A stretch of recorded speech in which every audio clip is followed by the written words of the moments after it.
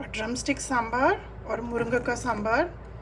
Very traditional recipe. There's no onion, no garlic in it. Let me show you how to prepare it in my style. 1/4 cup Toor dal, 1/4 cup Moong dal. I'm going to wash it and add some water to it. Add about 1 teaspoon of Methi seeds. Along with that, few granules of Hing. If you don't have, just add a little bit of Hing powder. And along with that, about 1/4 teaspoon of turmeric. This is going to go inside a pressure cooker. I'm going to boil it. I added about 1.5 cups of water here. I'm going to make a sambar with drumsticks today. This is frozen drumsticks. I've taken a packet. I'm going to just use half of it. Add about 1 cup of water, maybe half a cup more. I'm going to add just a little bit of salt and allow this to boil. For the masala, I have 1 tablespoon of chana dal, 2 tablespoons of coriander seeds, about 5 dry red chilies, and just few methi seeds. I'm going to use about 1 tablespoon of coconut oil. Start roasting the chana dal first, then add the rest of it till they are nice and golden. While I grind, I will add few tomatoes. These are from my garden. They are small. They are not cherry tomatoes. You could use maybe 1 tomato if you don't have these. Along with that, I'll take about 1/4 cup of coconut. Grind all of them into a smooth paste.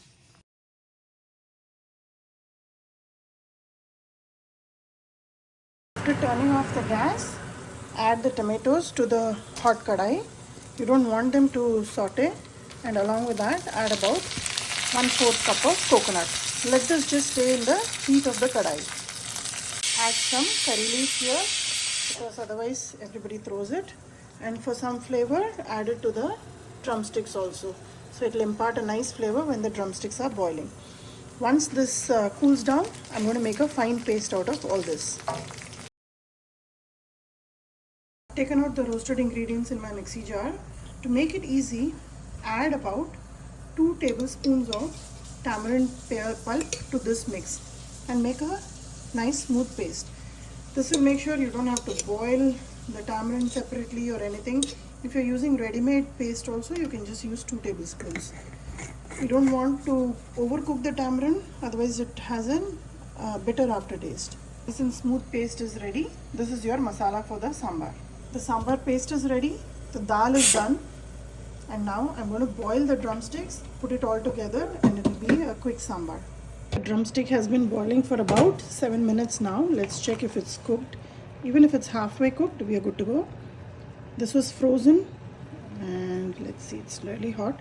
There you go. It's about halfway cooked. At this stage, I'll first add the masala that we've ground.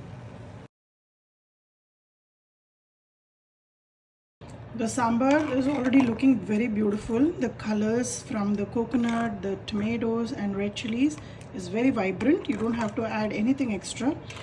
You don't even need to add the sambar powder. This is the fresh masala that we have ground. Today I'm making it in my earthenware here. It is called kalchati. It's a soapstone vessel.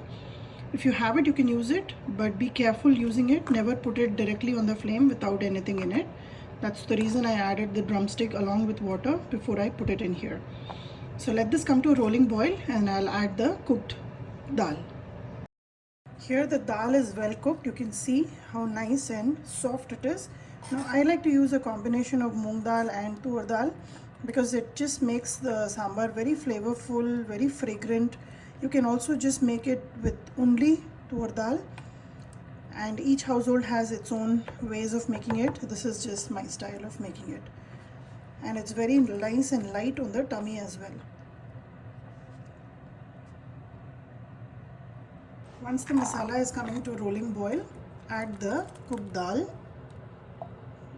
Especially when we have coconut in the masala, never let it over boil because then the coconut will start separating.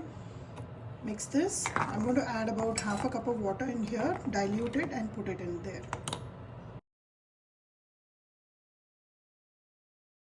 Once you add the dal and the masala to the sambar, make sure you reduce the flame to a low medium.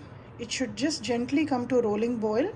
It should not be on a high flame because you want the flavors of dal and the masala to mix and give a very good aroma. So I have kept it at a medium low flame right now, and once it has a gentle foam forming on top, the sambar is ready. So far, if you notice, we only added 1 spoon of oil while I roasted the dal for making the masala.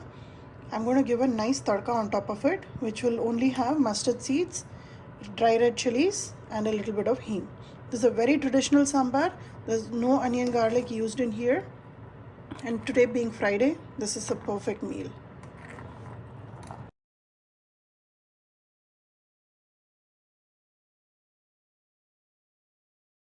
A very delicious Murungakai sambar or drumstick sambar is ready.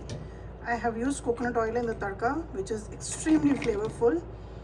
Give this recipe a try, like and subscribe my channel, and let me know how this turned out for you.